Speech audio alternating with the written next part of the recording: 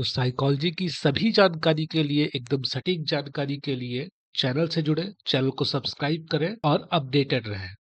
आपके इस चैनल पर अब तक सोशल साइकोलॉजी, समाज मनोविज्ञान, साइकोपैथोलॉजी या मनोरोग विज्ञान, बेसिक साइकोलॉजिकल प्रोसेस, सांख्यिकी, स्टैटिस्टिक्स, रिसर्च मैथोलॉजी, शोध अनुसंधान, इन सभी से संबंधित नोट्स के वीडियोस अवेलेबल हैं।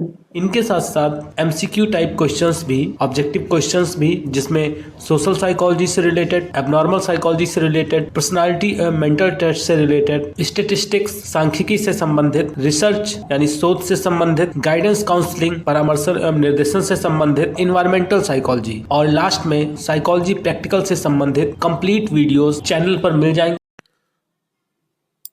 आज की क्लास का टॉपिक है मानवीय प्रकृति तथा पर्यावरणीय समस्याएं, human nature and environmental problem. इस वीडियो में हम ये देखेंगे कि कैसे मानव ने अपने विकास के लिए जो अपने प्राचीन रीति रिवाज थे, प्राचीन जो मान्यताएं थी, उनको पीछे छोड़ते हुए और सिर्फ अपने विकास पर ध्यान दिया, और उस विकास के कारण उसने क्या क्या पर्यावरणीय समस्याएं उत्पन्न की, उन सभी के बारे में इस वीडियो में हम जानेंगे। तो स्टार्ट करते हैं आज की क्लास। यहाँ पर देखें, बताया जा रहा है कि प्रकृति में मानव का जो उद्भव है वो पूर्ववर्ती जीवों की प्रभावी शक्तियों की परस्पर अंतःक्रिया से हुआ।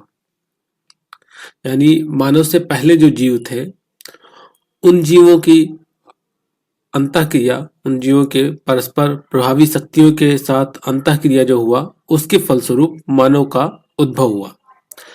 यानी हम कह सकते हैं कि जो मानव का विकास है वो काफी देर से हुआ अन्य जीवों की अपेक्षा। लेकिन देर से होने के बाद भी मानव ही एकमात्र ऐसा जीव है जिसने प्रकृति में बाधाएं उत्पन्न की, प्रकृति में समस्याएं उत्पन्न की।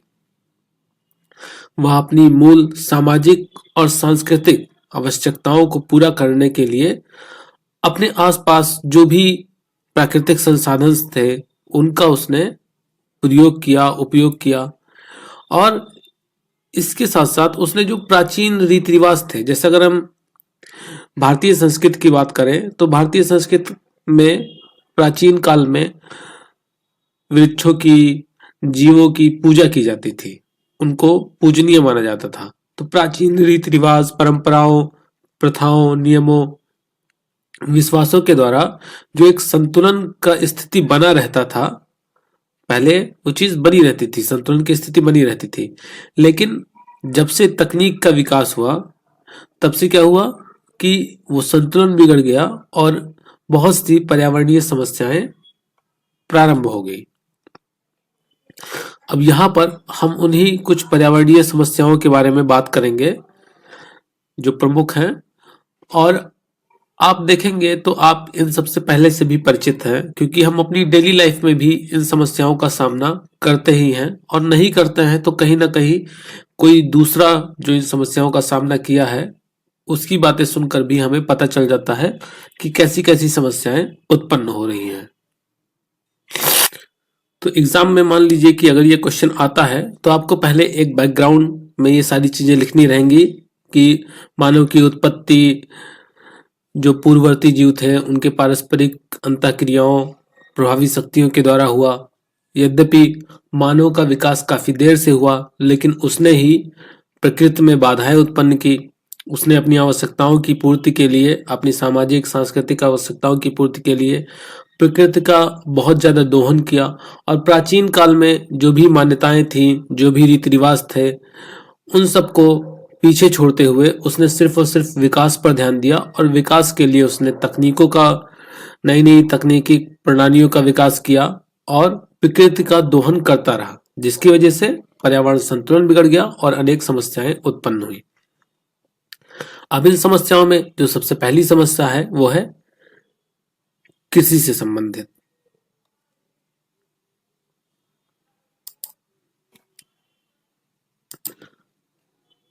कृषि विकास या एग्रीकल्चर डेवलपमेंट। अब कैसे कृषि विकास या एग्रीकल्चर डेवलपमेंट है वो प्रकृति के लिए एक समस्या बन गया। तो पहले क्या था, पहले जनसंख्या कम थी, तो जब लोग कम थे, जनसंख्या कम थी, तो उनकी जो ज़रूरतें थी वो भी कम थी, अनाज भी उतना ज़्यादा नहीं चाहिए था। लेकिन जैसे जैसे जनसंख्या बढ़ी, तो जनसंख्या बढ़ने के साथ साथ जो लोगों की रिक्वायरमेंट थी वो भी बढ़ती गई, अनाज की अधिक खपत होने लगी। अब उतनी मात्रा में अनाज पैदा नहीं होते थे, तो उसके लिए फिर क्या हुआ, आधुनिक कृषि में, आधुनिक कृषि, जैविक तकनीक, इन सब का विकास हुआ और इन सब ने पर्यावरण में काफ़ी ज़्यादा परिवर्तन किया। इन्होंने उपज को तो बढ़ा दिया, जैसे जो पहले उपज कम होती थी, अब उसी जमीन में बहुत अधिक मात्रा में अनाज उगने लगे। लेकिन उन अनाजों को उगाने के लिए बहुत सारे उर्वरक, रासायनिक खादों का इस्तेमाल हुआ, कीटनाशक दवाओं का इस्तेमाल हुआ, जो कि अनाज उत्पादन में सहायक सिद्ध हुए, लेकिन उनकी वजह से प्रकृति का काफी नुकसान हुआ। उनकी वजह से जो जमीन थी वो बंजर होती गई। इसके साथ साथ जो यहाँ पर देखिए बताया जा रहा है कि नाइट्रेट तथा फास्फेट खादों का उपयोग किया गया, उससे मिट्टी का स्वरूप एकदम बदल गया। पानी और मिट्टी की गुणवत्ता पर असर हुआ और कुछ जगहों पर झूम खेती की जाती है। झूम खेती मतलब वहां पर जंगलों को जला के फिर वहां खेती करके और फिर कुछ दिन बाद वहां से आगे दूसरी जगह पे जाते हैं, दूसरी जगह पे भी जंगलों को जला के वहां पर खेती करते हैं। तो इससे क्या होता है, इससे प्रकृति का काफी ज्यादा नुकसान होता है। जंगलों को जलने से बहुत सारे प्राणी विलुप्त हो गए हैं, या और भी बहुत सारे प्राणी या बहुत सारे जीव ऐसे हैं जो विलुप्ति की कगार पर आ गए हैं, जो अभी दुर्लभ जीवों में आते हैं। जैसे हम बात करें मेघालय तथा अरुणाचल प्रदेश के पूर्वी राज्यों में पेड़ों की 10 से अधिक जातियां और परजीव यानी जो जीव हैं वो दुर्लभ की कैटेगरी में आ गए हैं, मतलब अब वो बहुत कम बचे हैं। इसी के साथ साथ अगर हम उत्तर पूर्वी भारत की बात करें तो वहां पर 7 से अधिक, यहाँ पर 7 स्तनधारी दिया गया है, लेकिन 7 से अधिक स्तनधारी जैसे हाथी हो गया या और भी इनके साथ साथ जो भी जीव हैं वो खतरे में पहुंच चुके हैं। और अगर जीव जंतु ये सब खत्म होंगे तो इसका असर मानव के ऊपर भी पड़ेगा।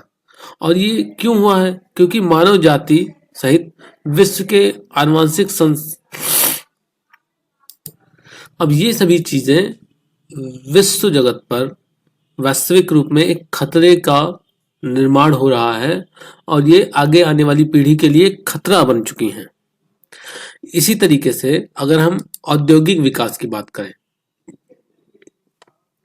तो उद्योगों के विकास से भी आप देखते हैं लगातार नए नए कारखाने खुल रहे हैं और कारखानों से निकलने वाला जो गैस होता है, जो उनका वेस्ट प्रोडक्ट होता है, वो सब गैस तो हवा में मिल जाता है, वो वायुमंडल को नुकसान पहुंचाता है, हवा को नुकसान पहुंचाता है। इसके साथ साथ जो बेकार पदार्थ निकलते हैं वो क्या होते हैं, वो नदियों में मिलकर नदियों को गंदा करते हैं। यहाँ पर देखें बताया जा रहा है कि रासायनिक उद्योगों में अवशेषों को ईंधन के रूप में उपयोग किया जाता है, जिसके कारण वायुमंडल में क्या होता है कि कार्बन डाइऑक्साइड की अधिकता बढ़ती जा रही है, मतलब कार्बन डाइऑक्साइड बढ़ता जा रहा है और जिसका प्रभाव हमारे मौसम पर, हमारी जलवायु पर सीधा पड़ रहा है। इसके साथ साथ आप देखें तो ऊर्जा शक्ति संयंत्र, जो नाभिकीय संयंत्र लगाए जा रहे हैं, न्यूक्लियर प्लांट जो लगाते हैं, उसकी वजह से भी बहुत ज्यादा प्रदूषण फैल रहा है।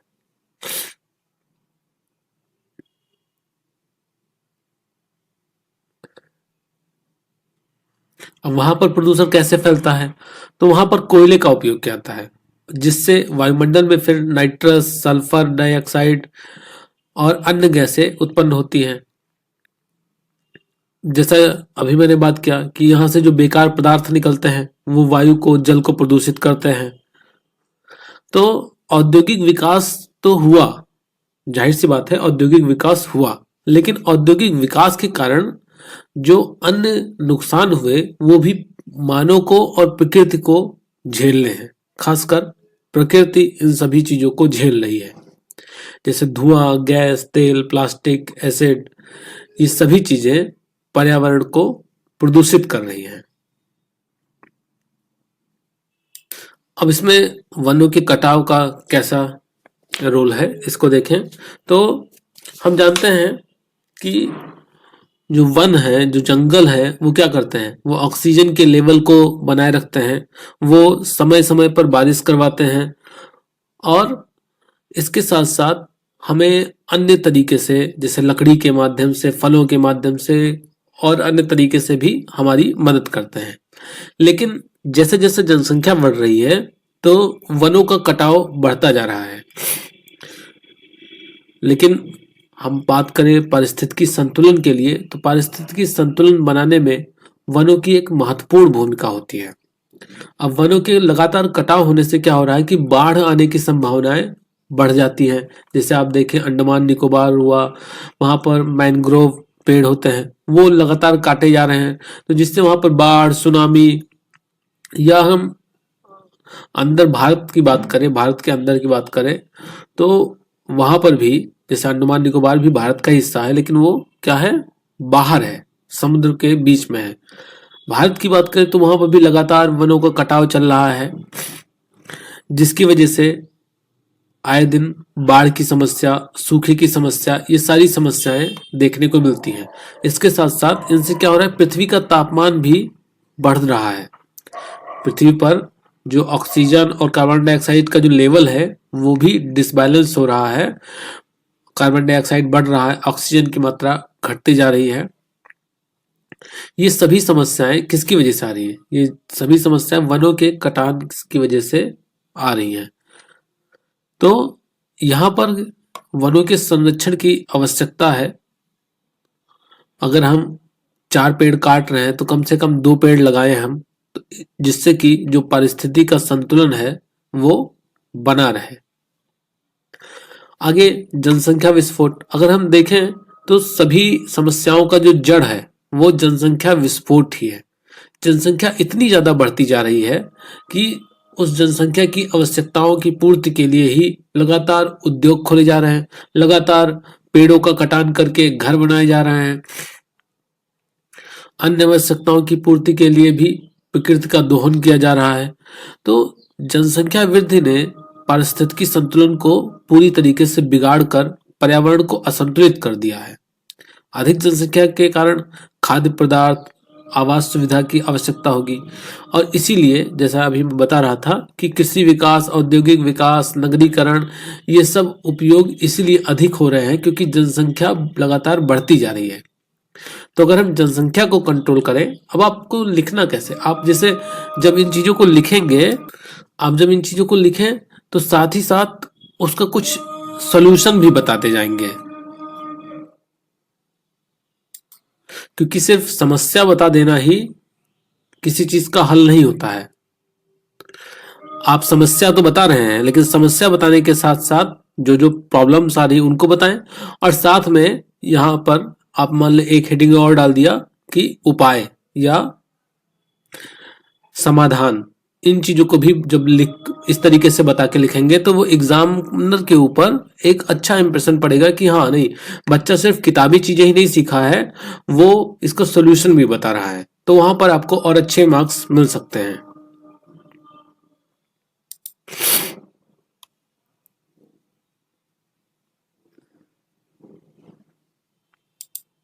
नेक्स्ट बात करें स्वचालित वाहनों का उपयोग, यूज ऑफ ऑटोमोबाइल्स।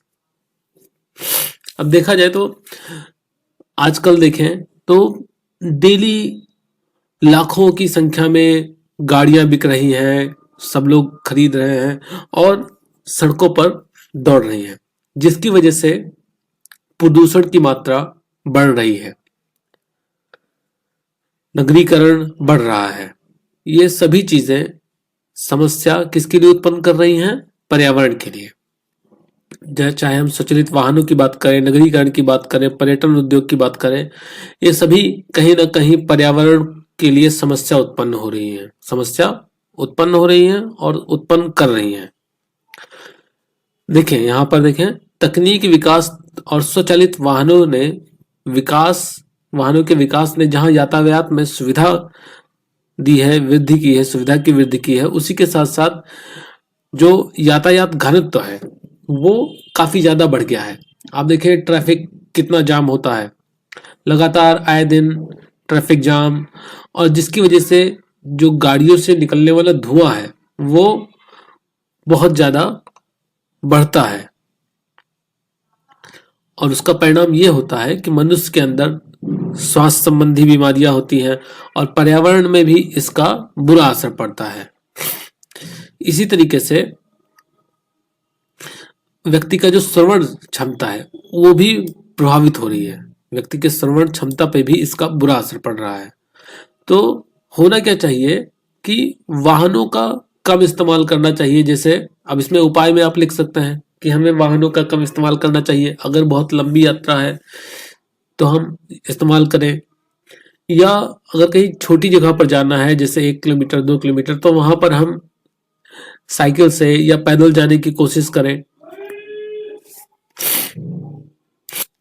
पेड़ों के किनारे, सड़कों के किनारे हमें पेड़ लगाने चाहिए। या इसके अलावा एक चीज और कर सकते हैं कि मान लीजिए आप ट्रैफिक में फंसे हैं, क्रॉसिंग हो चुका है, तो वहां पर आप गाड़ी को बंद कर लें। ये नहीं कि क्रॉसिंग में अटके हुए हैं और गाड़ी भी चल रही है, पेट्रोल भी जल रहा है, प्रदूषण भी फैल रहा है। तो इन सारी चीजों की करके हम क्या कर सकते हैं कि जो प्रदूषण है उसको कम कर सकते हैं।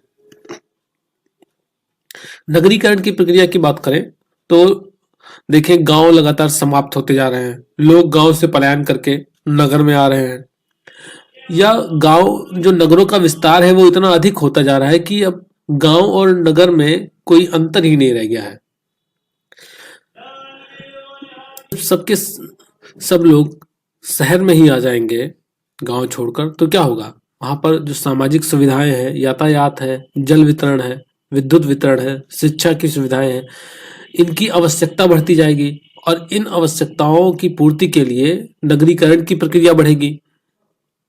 उपजाऊ जमीन की आवश्यकता और औद्योगिक की आवश्यकता, ये सभी चीजें जब बढ़ेंगी तो इनकी आवश्यकताओं की पूर्ति के लिए हम किस पर डिपेंड है, पर्यावरण पर डिपेंड है। तो पर्यावरण का हम और ज्यादा दोहन करेंगे, और जिससे फिर पारिस्थितिकी तंत्र में गड़बड़ी आएगी, वो विघटित हो जाएगा।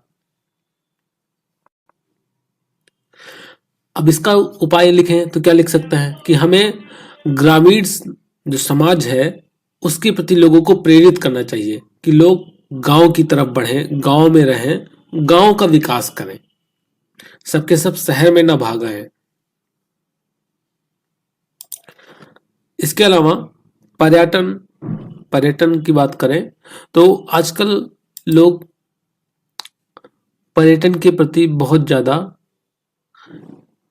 रुचि दिखाते हैं, लोग घूमना पसंद करते हैं, इधर उधर जाना पसंद करते हैं, जिससे कि पर्यटन उद्योग का काफी विकास हुआ है। लेकिन कई बार, इससे पहले भी एक वीडियो में हमने डिस्कस किया था कि कई बार क्या होता है कि कुछ प्राकृतिक क्षेत्र ऐसे होते हैं जो पर्यटन की दृष्टि से उतने अच्छे नहीं होते हैं, तो वहां पर बम ब्लास्ट करके वहां पर कृत्रिम क्षेत्र बनाए जाते हैं, कृत्रिम पर्यटन की सुविधाएं वहां पर प्रदान की जाती हैं, जिससे प्राकृतिक क्षेत्रों को क्षति पहुंचती है। जैसे देखें खेलकूद, नौका विहार, घुड़सवारी, स्केटिंग, कैंप, ये सब प्राकृतिक भूभाग को बहुत ज्यादा प्रभावित करते हैं।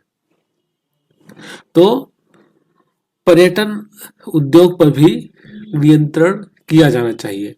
हमें प्राकृतिक संसाधनों का तब तक ही उपयोग करना चाहिए जब तक कि उससे उनका नुकसान ना हो रहा हो। इससे होगा क्या, इससे प्रकृति की सौंदर्यता भी बनी रहेगी और वहां के जो जीव जंतु हैं वो भी नष्ट नहीं होंगे।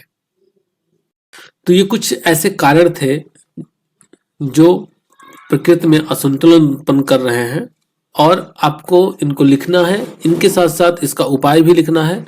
ऐसा करने से आपको एग्जाम में काफी अच्छे मार्क्स मिल जाएंगे। तो मिलते हैं नेक्स्ट क्लास में, तब तक के लिए धन्यवाद।